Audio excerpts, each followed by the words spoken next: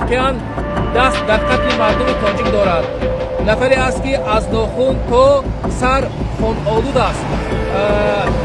ببینید که این نفر نباید با اتحادیه اروپا آید، نباید با کشورهای مردم سالار، کشورهایی که آزاد است به اینجا بیاید و این نفر رو حکومتداران مردمی، حکومتداران دموکراسی، کشورهای دموکراسی پذیرایی کند. پذیرایی کردن این نفر به معنای لطمه زدن به آزادی مردم، لطمه زدن به نظام دموکراسی، لطمه زدن و تمام حقوقهای مردم اروپا و مردم آزادانه است.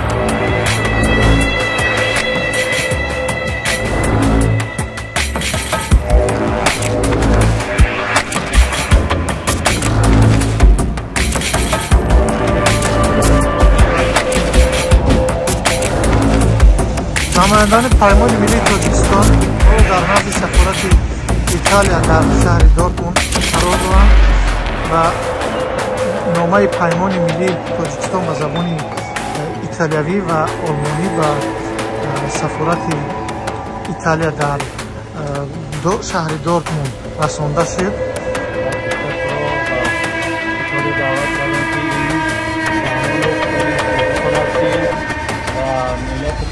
ظلم میکنند